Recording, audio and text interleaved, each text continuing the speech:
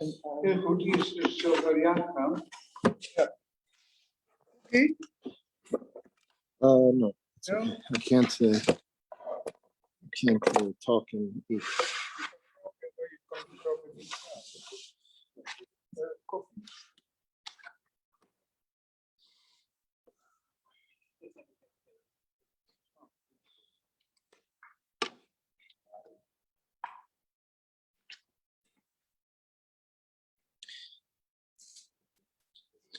Okay, we'll be starting in a minute.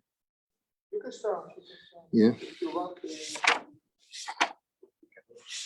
Ja hoor. Jij niet, hè? Nee, dank je. Koffie nog?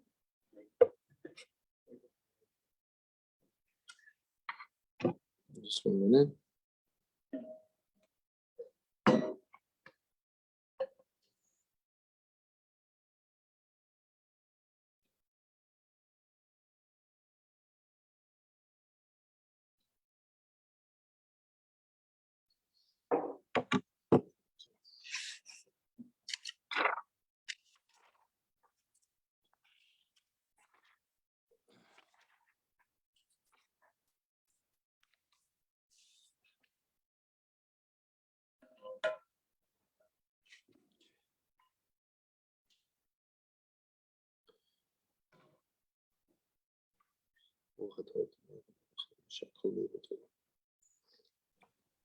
Amen. Okay. Okay.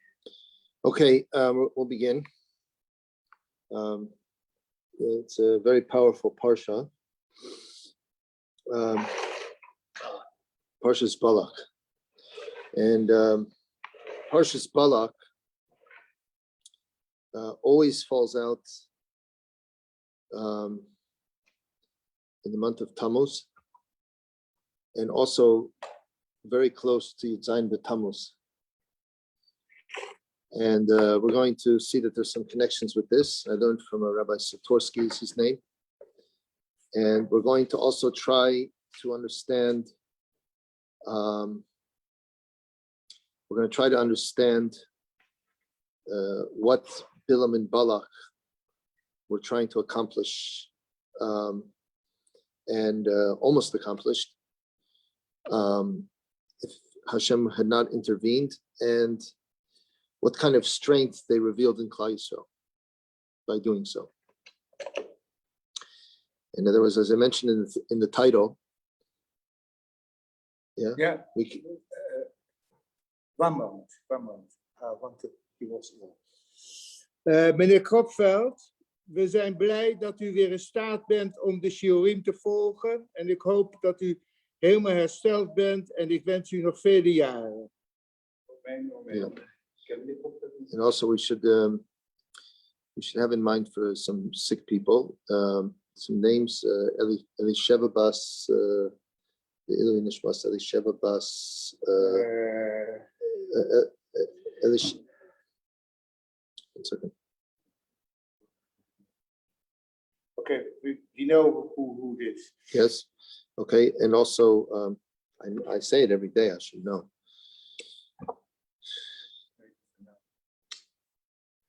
Find out. Yeah. Later, maybe. Okay, it will come to me. And also, Nomi Esther Bas Liba.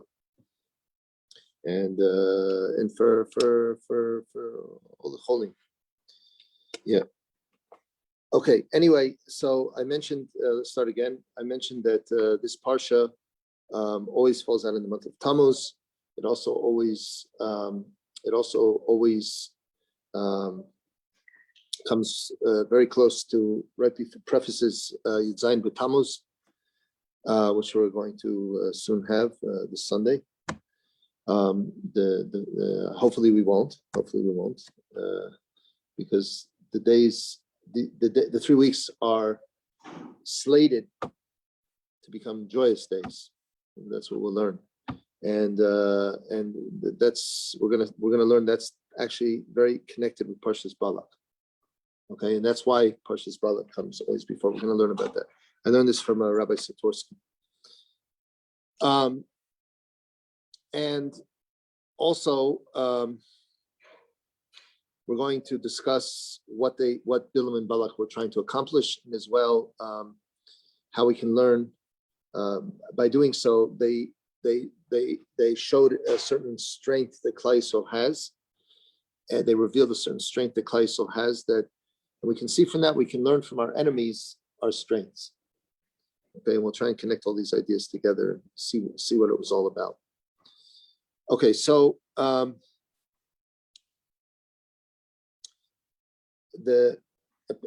I didn't see it inside, but apparently in Sefer Malachim, the Rambam in Sefer Malachim, he mentions over there that, and he also brings the Rambam in the 13 principles.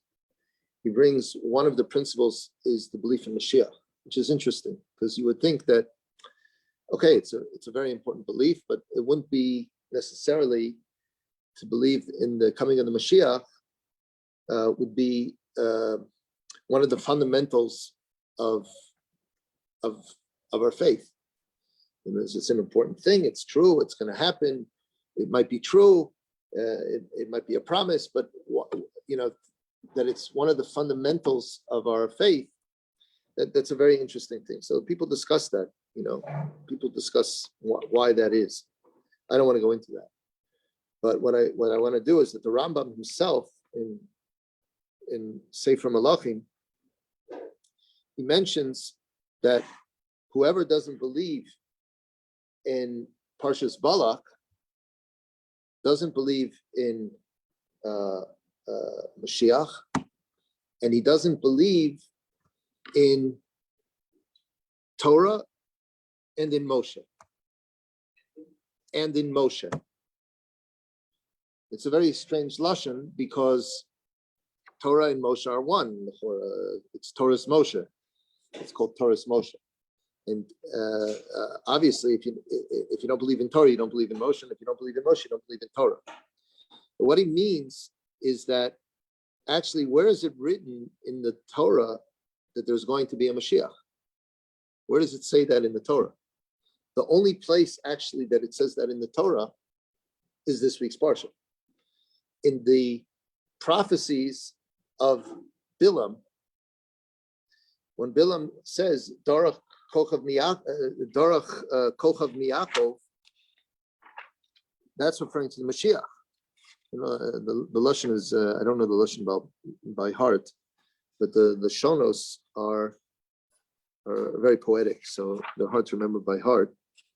But that pasuk is referring to Mashiach, and that the Mashiach will come. When? Good question.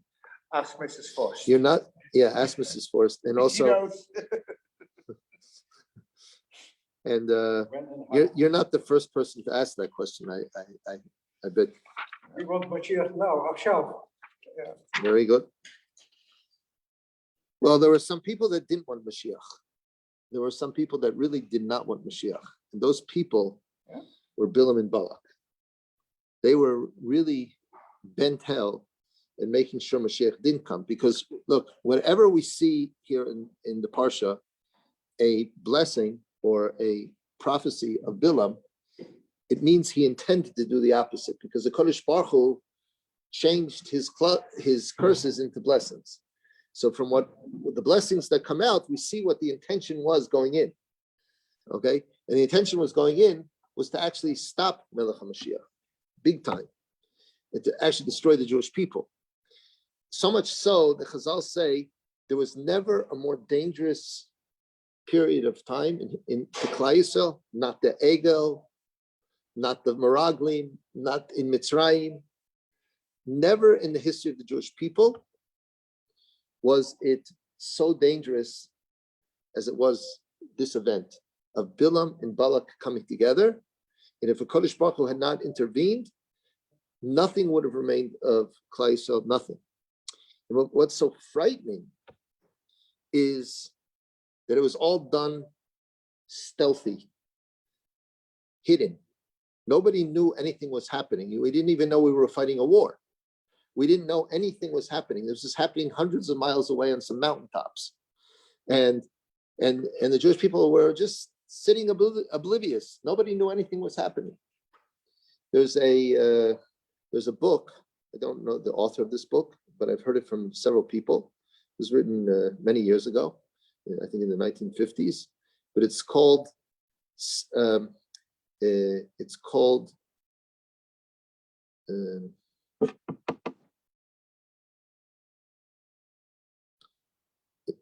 not Invisible Wars, but stealth.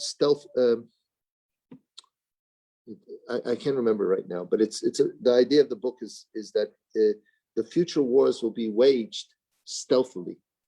You won't see them. You won't know that you're even in a state of war. And I think that very much applies to our times right now with science and the pandemic and all this. Invisible wars, wars on the mind, wars on things. I don't want to go into it, but that's what this was. I don't know about now, but that's what this was now. It was an invisible war. Okay, and that's what the Rambam means. The Rambam says if it wasn't Talk about a war or danger. Well, it was a war. I mean, this was an act of war. They knew they couldn't come. That's what Balak knew, that he couldn't come against us with bows and arrows. That's what happened to Melech Sichon and Og. They tried to fight a conventional war. He saw it didn't work. So he knew he had to do something unconventional. And he found out that the power of the Jewish people was in their mouth. Okay? And so therefore, he went to bring Bilam to fight an unconventional war. But it was a stealthy war. It was so stealthy that this whole story and all these prophecies and everything we would not know about unless the Kodesh Baruch Hu did not reveal it to Moshe Rabbeinu in a nevuah. So, right? And in this parsha, we have a source for Mashiach. This is like that there's going to be a Mashiach, is from this parsha. So the Rambam writes, whoever does not believe in Parshas Balak, in the whole story here, doesn't believe in Mashiach, right? He's kofar in that emunah. He denies that faith, and also he's denying Torah's Moshe, that HaKadosh Baruch Hu spoke with Moshe and Moshe, because this was not like, this was kind of like, I mean, it's Torah. Don't get me wrong, it's Torah because the HaKadosh Baruch Hu dictated it to Moshe, like every other part of Torah. But this was not the Torah that we stood at Har Sinai and we heard Hashem speaking to Moshe. This is like a separate story that was happening on the side that HaKadosh Baruch Hu told Moshe, and then he told him to put it in the Torah. But it's kind of like on the side, yeah. And we would never know it ever happened if Hashem did not tell specifically Moshe.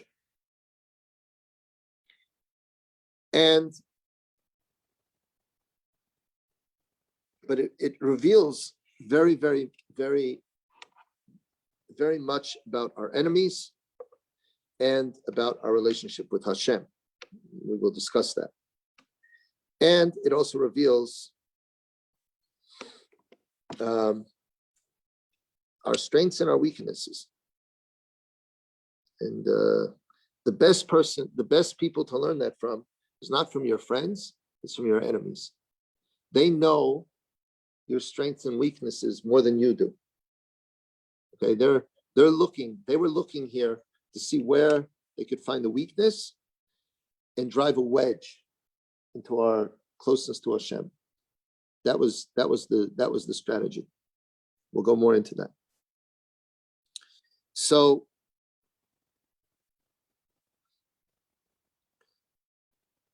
what's very, very interesting is now it's like this.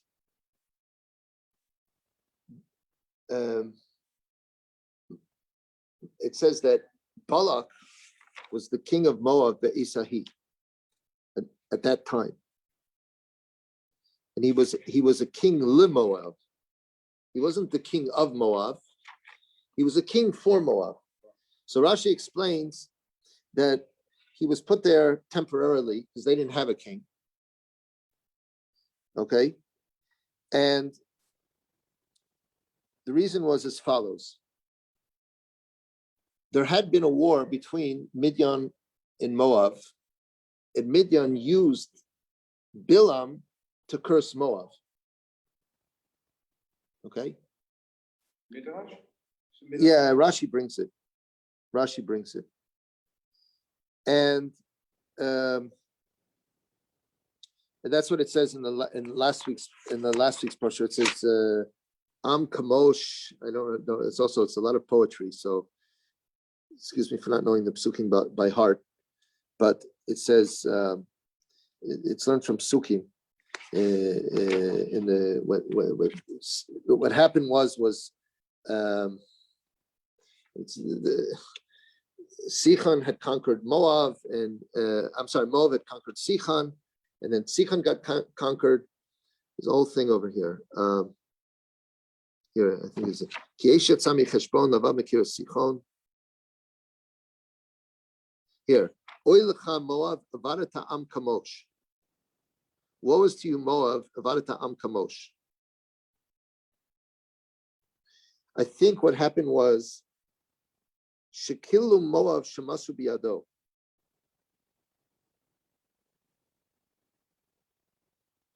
Shem Elohei Moab.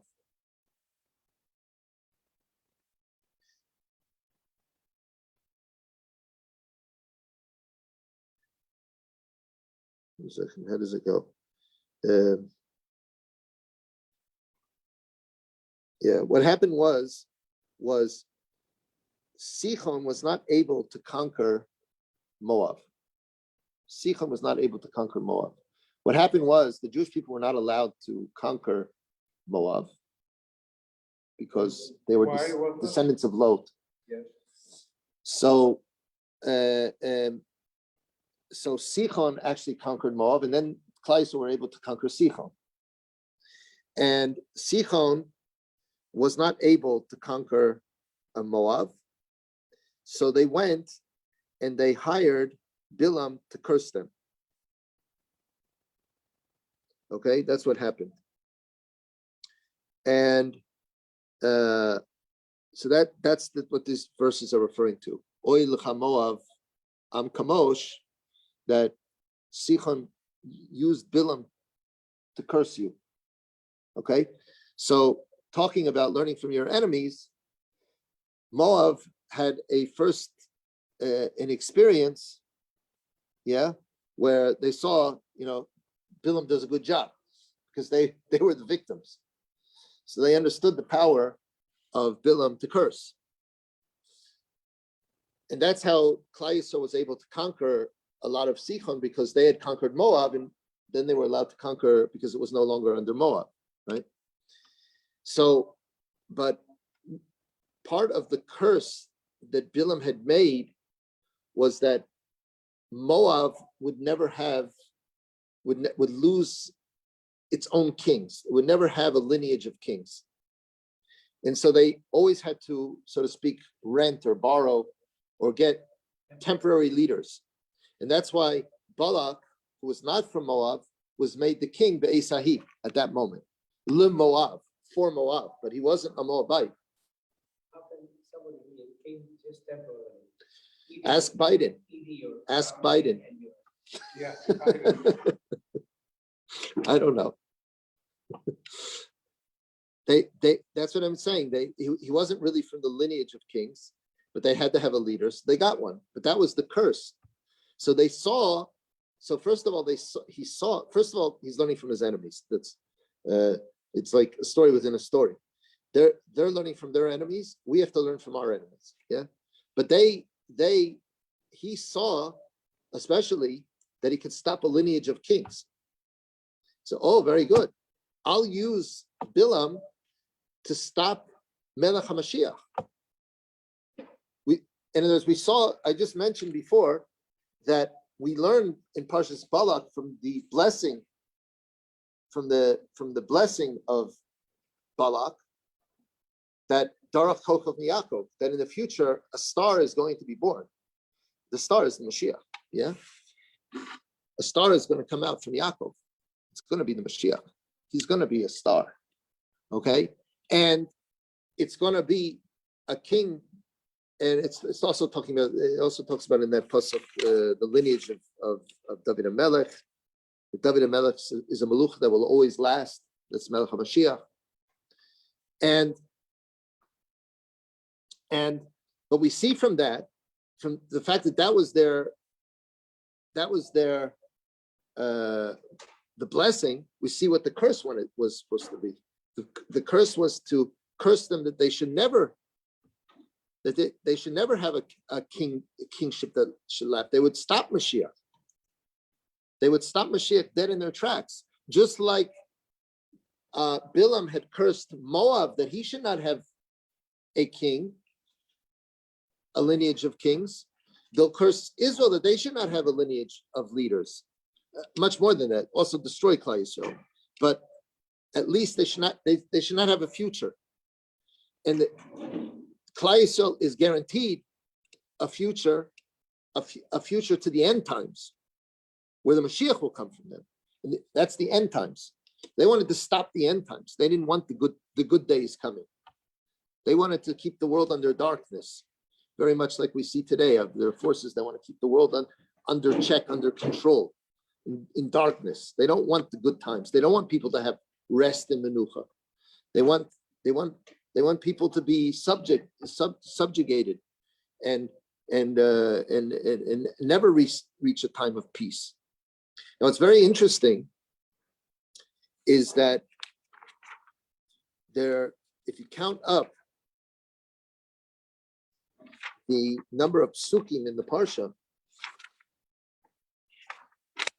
there's always at the end a siman, where they bring a verse to hint to how many verses there are in the parsha. And it says in the back over here, Manoach Siman. Manoach, there are Manoach psukim. That's, if I did the calculation correctly, that's 104. 104 psukim. Manoach, gematria and Manoach. Manoach. Manoach means rest, peace, right? Because in a certain way, this parsha is talking about the end game. That Klal Yisrael will come out victorious in the end. That Klal Yisrael will have a Mashiach, and there will be a period of time of security in Manoach, where the snake and the lamb, they can be together. There won't be any, the child can play by the mouth of the snake and not be bitten, and the lion and the lamb. And there'll be a time of security. That's what Manoach means, security. And Rav Moshe Feinstein speaks about it, and this Rav Satorsky, he brings it Moshe Feinstein, and we're going to see another hint to this. Because there was someone else who used the word Manoach. That was Nomi, when she sent Ruth.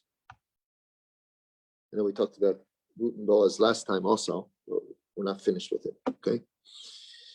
Because from Ruth and Boaz came out the Mashiach. David HaMelech was born from the marriage of Ruth and Nomi. David and after David, the Mashiach, yeah. How do we know that? How do we know that? We have the lineage. We know that Mashiach ben David, and we know where David came from. So, of course, we know it. So, now what's amazing over here is the language that Nomi tells Ruth to go make this incredible shidduch that nobody ever would have made this shidduch between the Gadol Ador and this Gioret. She goes, go and find the Manoach, and she sends Ruth off to.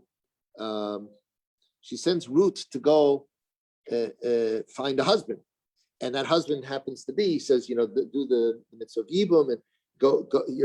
He's the Goel, and go. That night to the granary, fall at his feet. But she tells her to go find the Manoach. Is a security, because a husband is a security.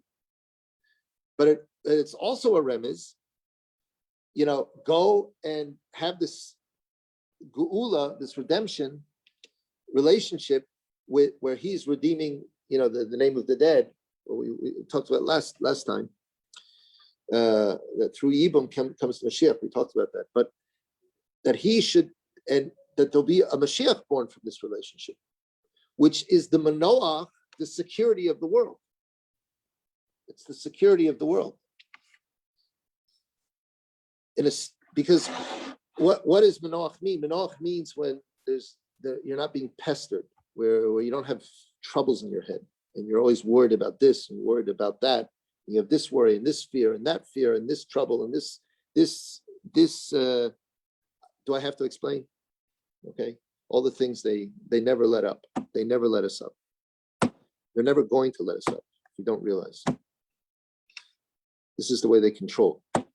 Okay, in the time of Mashiach, we'll be truly free men to pursue our heart's desires for good, to seek Hashem, and we'll be in a state of menucha, not terrified of it, everything that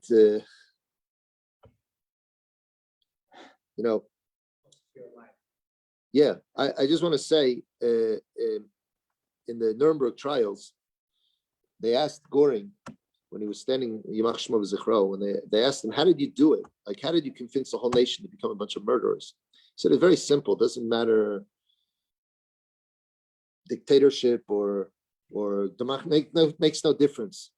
If you keep the people afraid of something, they lose their minds and they'll do anything.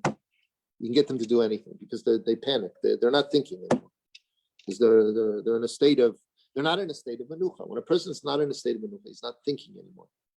And then you can manipulate people very easily. That's what he said. So we're looking forward to a state of menucha. That's what the world needs. That's what Shabbos is. Shabbos is ba menucha. What would we do without Shabbos? Think of our lives without Shabbos.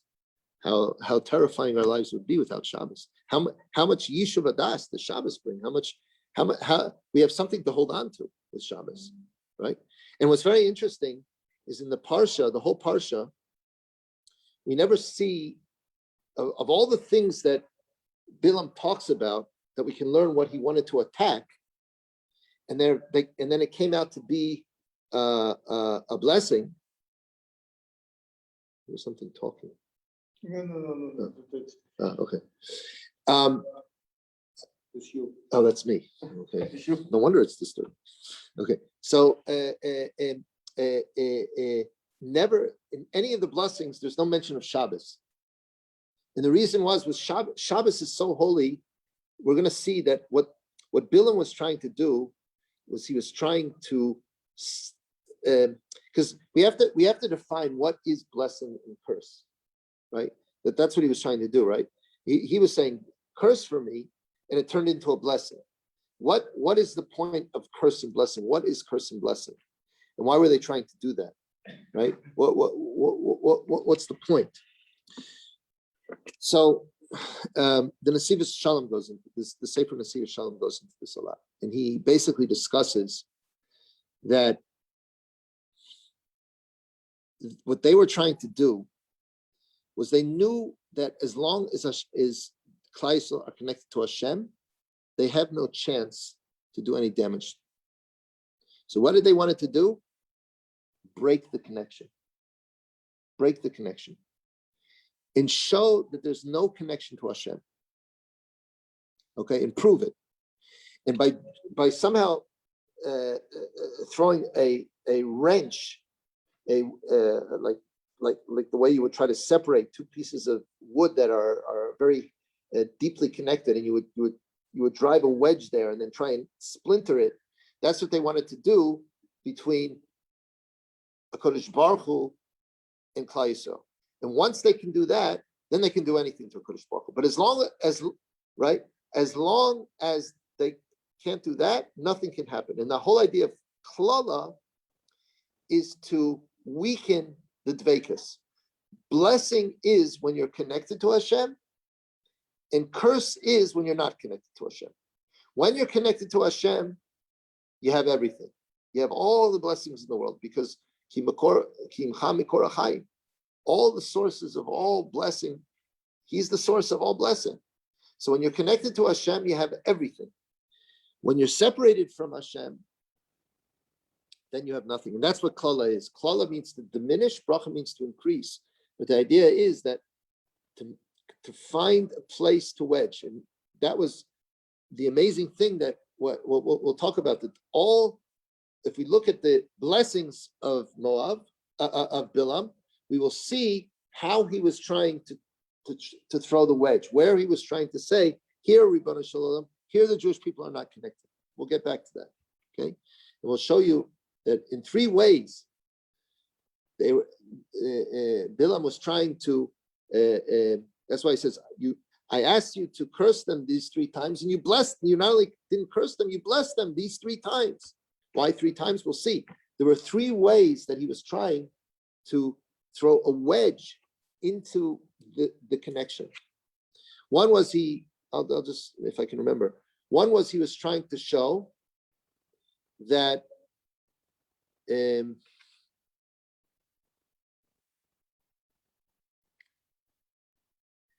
turned to the desert.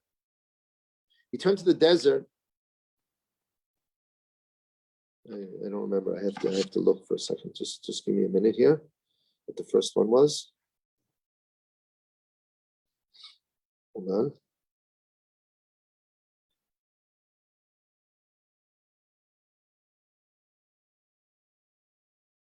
De verhouding tussen het volk en kunstboven goed was. Konden ze vervloeken wat ze wilden. Dat konden ze niet, maar dat had eigenlijk dan ook geen invloed.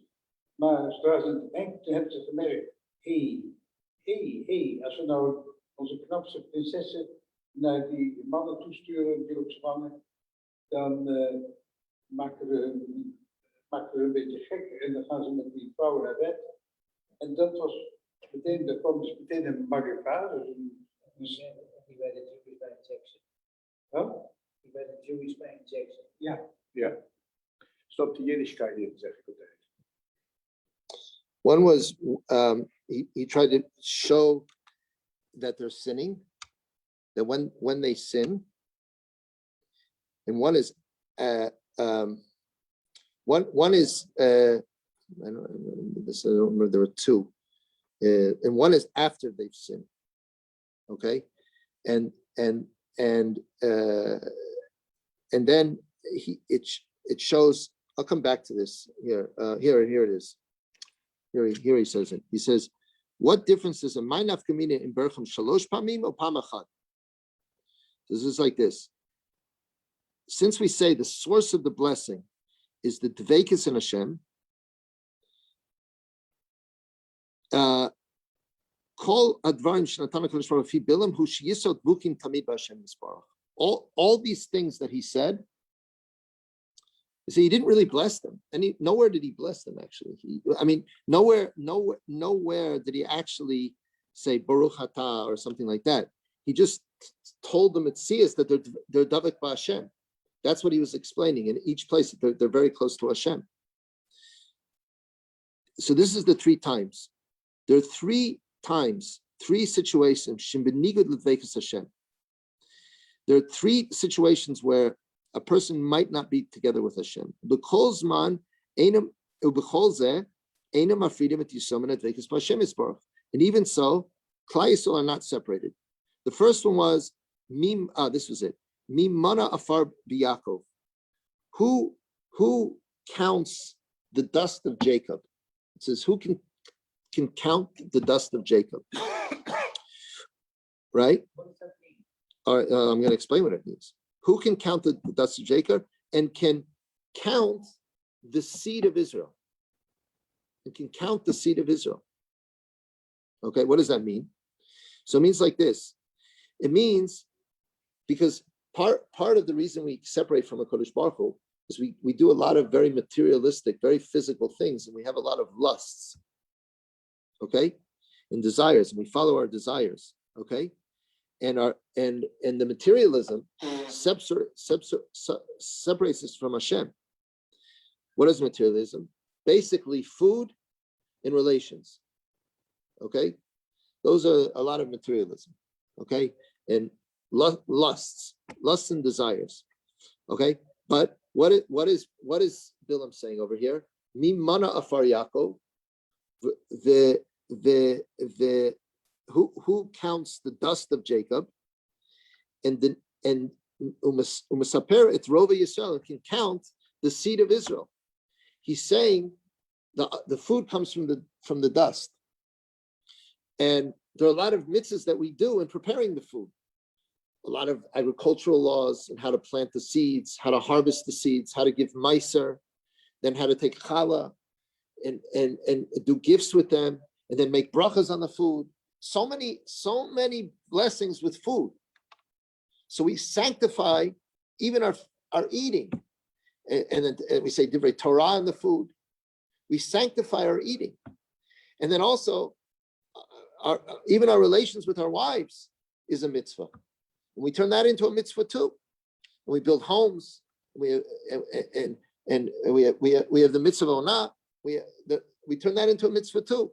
So he said they're untouchable in these things. Even these things that separate man from God, the Jewish people use them to elevate and create a connection. So that was the first thing. The second thing,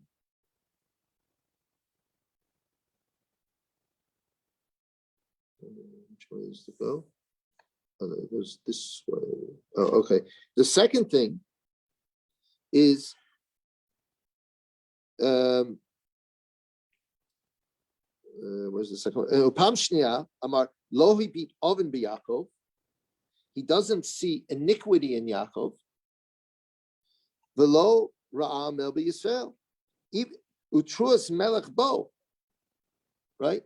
He doesn't see iniquity in Klal Yisrael. And even when a person is broken by sin, utruas melech bo. What does it mean? It means that Hashem Elokav imo, even when he sins, God is with him. Even when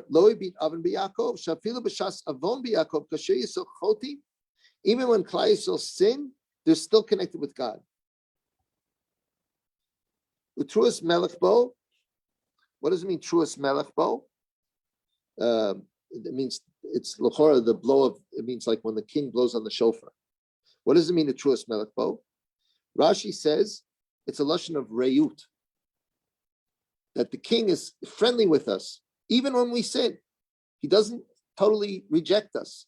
The sin, he doesn't reject just because we sin. It's true it can create distance, but he doesn't reject us completely. So even by sin, we're not rejected. So what it means is that even because a Jew, when he sins, and the reason why is because a Jew, when he sins, he doesn't really want to sin. His Yetzer Hara is making him do it, so he feels bad when he does it. So that's why Hashem is still truas melech bo, even after a Jew sins, he's still a friend, because the Jew, deep down in his heart, he's bothered by the fact that the Yetzer Hara overcame him. And so the dveikus is still there, because the sin causes pain to a Jew. And so the klalas can't work. The curses can't work because there's still not separation, even through sin. And that was actually what Bilam tried to do. He tried to look in the desert, mean he was mentioning to God about the Egel HaZahav. And it still didn't work. It still didn't work.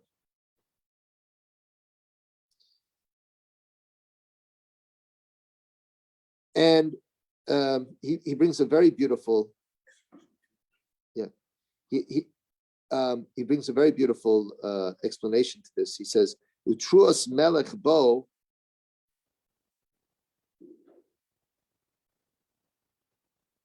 Means Utruas melech bo. Loi bi oven b'Yaakov. Utruas melech bo means even when the Yetzer Hara made a Jew do a sin, because the dveikus, the closeness that the Jew has with Hashem still remains. Utruas melech bo. The melech over here is not referring to Hashem, you can say. The melech is referring to the Yetzer Hara, who rules over a person. The evil inclination rules over a person. Yeah. And the word trua, the trua is the kol shofar that's broken, right? So the word trua means broken, like from the word ra or re'ua, which means broken. The word ra really comes, the source of the word ra means weak and broken. That's actually what the word means. So trua means broken. That's why it's a broken voice in the shofar. So it means utruas melech bo. Because even when the Jew sins, Hashem doesn't look at the sin because the dveikus still remains. Utruas melech. Melech is referring to melech zaken uksil. The Yetzer Hara is referred to an old man because he comes with the same old tricks.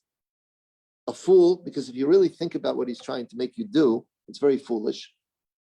But if you listen to him, he's a melech. He becomes a king. But utruas melech bo. But this melech, this Yetzer Hara who becomes a king over you because you sinned, is broken. Because Hashem is lohi beat oven b'Yaakov, because Hashem doesn't look at the iniquity in Yaakov, the power, the dominion of the Melech's Zaken Uksil, the Melech, meaning the Yetzer Hara, is trua, is broken. It can't have force over us. He can't have total rulership over us, because even when we sin, we still have dveikus in Hashem. So you see that Bilam was trying to mention that he was trying to mention that even when the Jews sin, they still have dveikus. So why do we need Yom Kippur? That itself is the gift that Hashem gives us. Okay, and that's also, by the way, that's the next thing that Bilam was mentioning, was that also even when we sin, we come back. That's the next thing. That's the next thing that we immediately regret, and we come back to Hashem. We do tshuva, and that's the next thing that Bilam mentioned. That's Matov Olecha Yaakov Mishkan Secha Yisrael. That we have the Mishkan, we have the Mishkan Shiloh, we have the old Yaakov. We have places where we can bring korbanos to atone for ourselves. There's another meaning of Matov Olecha Yaakov Mishkan Secha Yisrael, that it's referring to the Mishkanot, the different Mishkanot that we had, that we can bring korbanot to do tshuva, and we can have dveikus that way. No one ever lived in Yerushalayim and stayed with a sin, because the place was so holy and the Beis Hamikdash was so holy. There was immediate dveikus to a Kodesh Baruch Hu. That's the third time. Ma tovu alecha mishkan osecha Yisrael. So what do we see here? That from all aspects, one is that the materialism and desires to do sin don't separate us from Hashem, because we're able to sanctify them. The second is that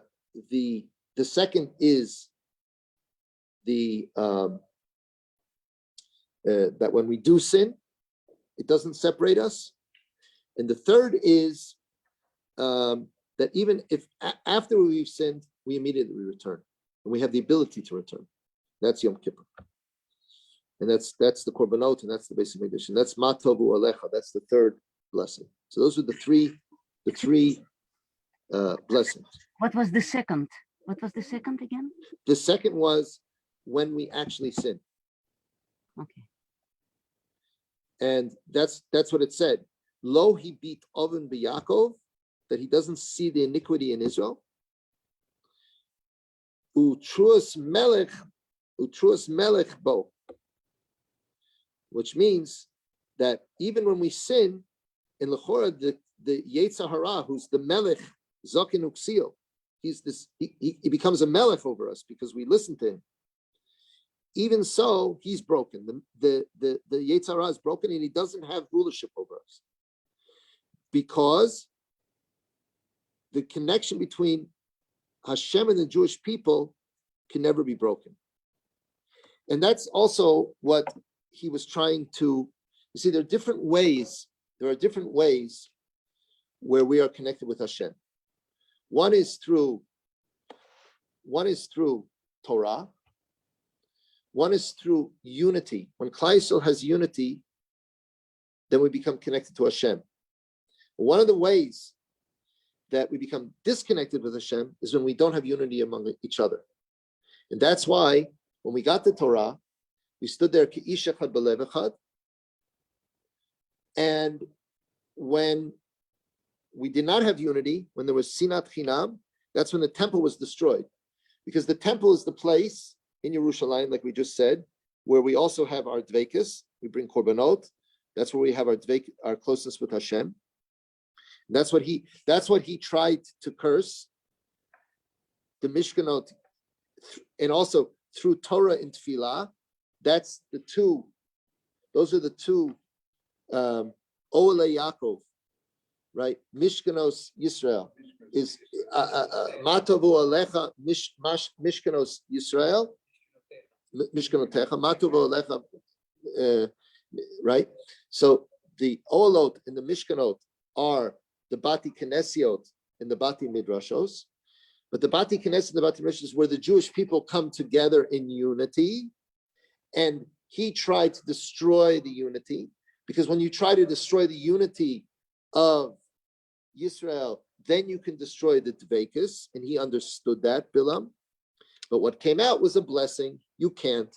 And he also said he saw Klai Yisrael sitting there, the Shiftav, all united in their tribes, all united and beautifully put together. He saw the camp of Israel, and then he said, "Ma tovu alecha Yisrael, Mishkanosecha Yaakov." Right? Then he said it because he saw the unity, and he saw that he couldn't destroy the unity. But we have to understand that when we destroy our unity, then we're in danger because of losing dveikus. That's what we have to. This is what we have to learn from our enemy. He understood it very well. And also Shabbos is a time of great unity. In Shabbos, there's so much dveikus to Hashem on Shabbos that he couldn't even attack that. That's why none of the blessings, as I mentioned this before, that's how I got into all this, none of the blessings mention Shabbat. And Shabbat is this concept of menucha. It's me'ein olam haba. It's like the time of Mashiach. In this week's parsha is Manoach. Now, Bilam tried to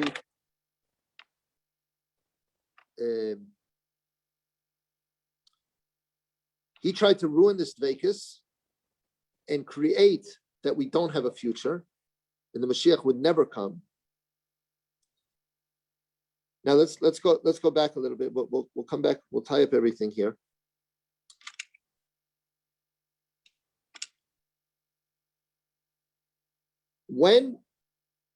And we mentioned that Nomi was sending Ruth to have the relationship with Boaz to find a Manoach, a husband. That would be the relationship for the Mashiach in the future. That would cause a menucha for the world, which is me'ein Shabbat. Shabbat is me'ein this menucha, this security. And the security, of course, comes from our closeness to HaKadosh Baruch Hu. When did this relationship actually take place? When did Boaz actually marry Ruth and do the mitzvah of Yibum? On what day of the year? Okay. Rav Satorsky says this. I don't know what his source is, but you can trust him. Yud Zayin b'Tammuz. Okay. Well, think about it.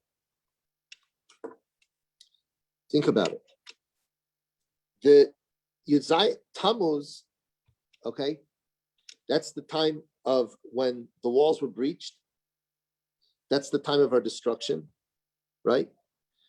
That's the opposite of our Manoach. That's our Gullus, our time of Tsar.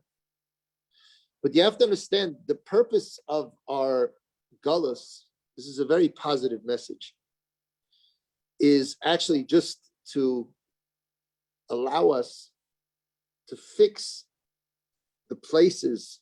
The purpose of Gullus is actually to bring Geula. It's for us to learn from our mistakes and learn from our falls and actually remend and reconnect. That's what the whole purpose of. Now, it might be very depressing going into the 3 weeks, but that's actually not the attitude we should have. And of course, when a person's suffering, and we have all our problems, we don't have our shidduchim, and we don't have our parnasa, and we don't have this, and we're going into 3 weeks where, these are times of danger and times of where we've suffered historically. We have to be reminded that the whole purpose of it is actually to bring the good times. And so, on Yud Zayin B'Tammuz is actually the beginning of the Tikkun. It's the Tikkun, it's actually to bring the Geula. So what a perfect time for the Mashiach to be born. Like we said, it ends with the destruction of the temple. We said, what day is the Mashiach born? He's born on the 9th of Av. Because the purpose of destruction is actually to when Hashem doesn't destroy to destroy the Jewish people, he destroys in order to rebuild us better. So we have to understand that even though the purpose of Bilam and Balak was that we should never have a tekuma, right? They were actually cementing our success. They were actually they tried to prove that they could drive a wedge between us and HaKadosh Baruch Hu. Hashem showed them that it's impossible. They proved more, it's your enemy who can prove your strength. They proved more than anybody else that the Jewish people will always be davuk to HaKadosh Baruch Hu. And even our failings and our destructions are our rebuilding. That's the message of, and that's why Ruth said, right? Ruth said, go find the Manoach. And that Manoach came to fruition on Yud Zayin B'Tammuz, because Yud Zayin B'Tammuz is going to turn into a holiday. And that's why this parsha is Manoach Psukim. Yeah. Now, what's fascinating is, where did Ruth come from? She came from Balak. She's the descendant of Balak. Balak had a schus. You know what his schus was? He brought some korbanot l'shem shamayim. Wow. Okay, look what it does is a few korbanot l'shem shamayim. Now, probably the worst reward that Balak could ever have and ever want to hear was Mashiach is going to come from you. All right, their whole mission over here was to drive a wedge and bring a wedge between HaKadosh Baruch Hu and the Jewish people and create their destruction, and that there should be no Mashiach. That's exactly what they were doing here. And so what did Hashem do? He created Mashiach from him. A matter of fact, the Chidah says, now this is really amazing. The Chidah says an amazing thing. He says that what did Balak say to Bilam? He says, Ata orally, now curse, it's usually translated, curse for me, this nation, ha'amazeh, ki atzum hu mimeni, because he's too strong for me. Curse for me, this nation, because he's too strong for me. I'm not able to fight in conventional war. Pharaoh said the same. Yeah. And what happened was it? What do you mean Paro said the same? Pharaoh said the same. What did he say? It is too strong. Chazak Memenu said too strong for us, the Jewish people. Pharaoh said. Ki chazak. They killed the boys. No, Toen mochten we weg. I don't know. I don't know. Okay. But listen to this. This is amazing. So what is he saying? He's saying, look, I'm not gonna be able to do it the conventional way, right? I'm gonna have to do it and curse for me this nation because he's too strong for me. There's no other way I can do it. And the whole idea was, again, by cursing, we break the and then I can do anything to them. He was much greater in witchcraft, Balak, than Bilam. But Bilam knew how. Bilam, it's these people. They have a talent in destroying.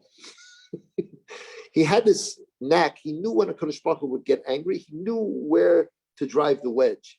He knew exactly where to pinpoint and find a place of weakness, and find someone's weakness and go in there and really wreak havoc.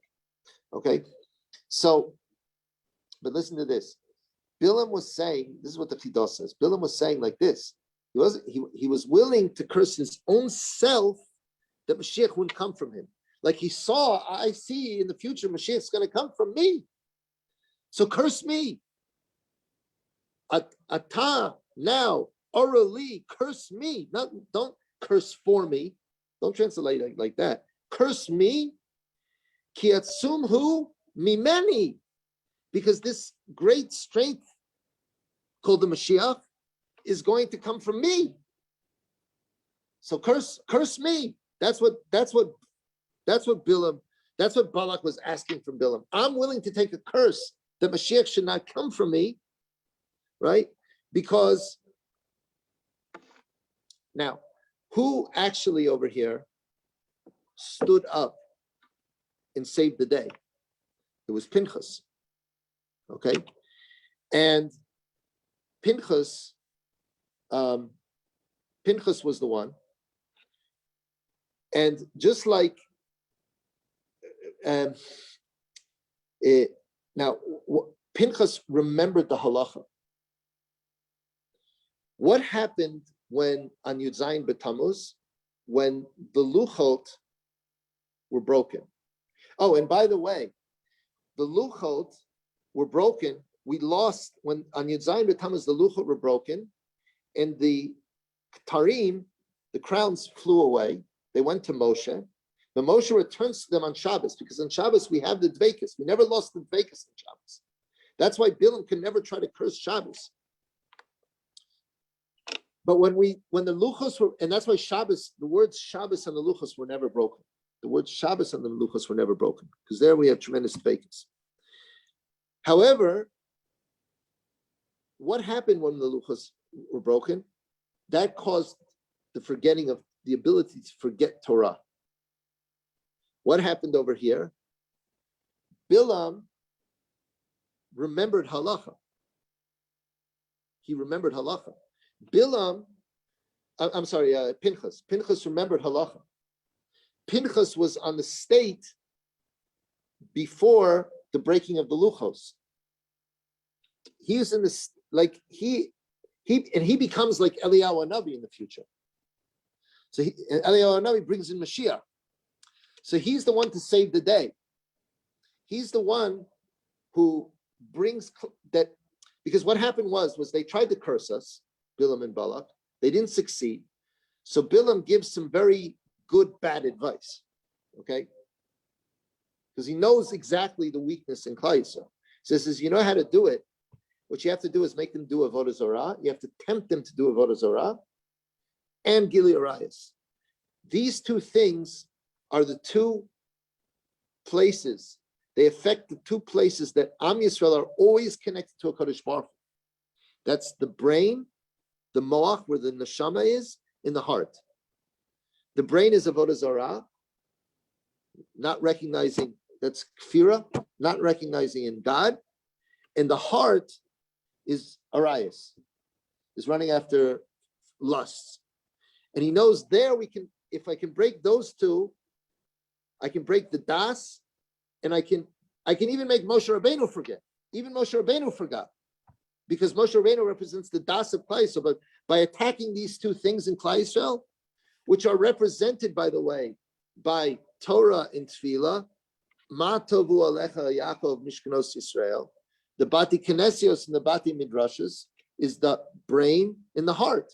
In the shul we daven with our heart, and in the base of Midrash we learn with our we learn with our brains. And so he couldn't get them by cursing them, so he tried to weaken it by this. And this is why, even though over here, even though in this place, in this time, Klal Yisrael sinned very greatly and angered Hashem very greatly, he still didn't destroy them like he destroyed, like he was angry by the thing. He didn't. You know why? Because he didn't want them. Because then Bilam would have been successful, and HaKadosh Baruch Hu wanted to show you can never break the dveikus of Klal Yisrael. So when our enemies come against us, Hashem, even though we weren't so deserving not to be destroyed, and perhaps if Pinchas hadn't come along, we would have been destroyed. And that's the other point.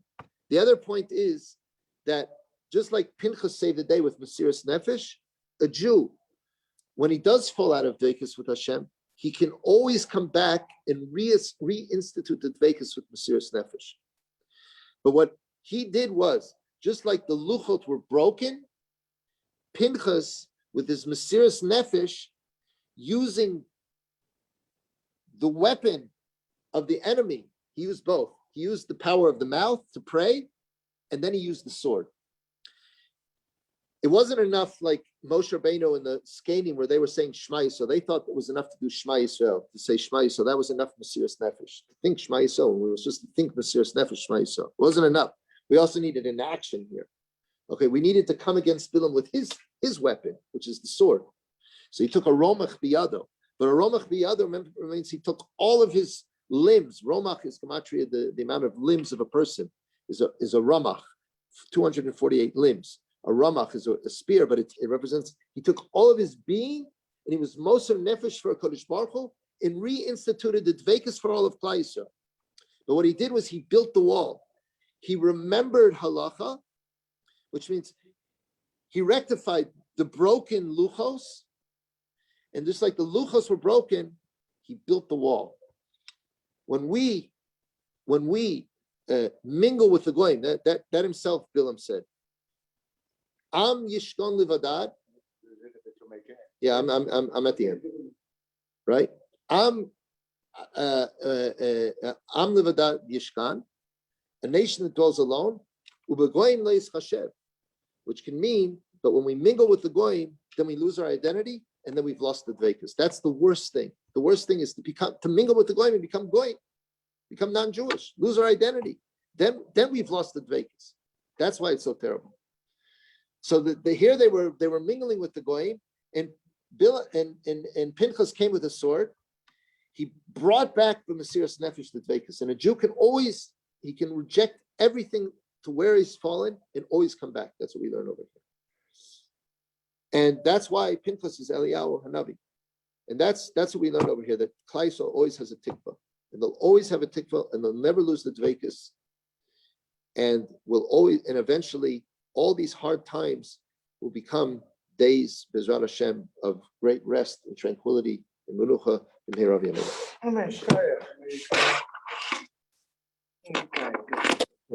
Thank you all. Thank you very much. Dank u wel. Thank you wel. Have a nice day. Any questions? Moeilijk. No, thank you. Okay, very good. Everybody have a good day.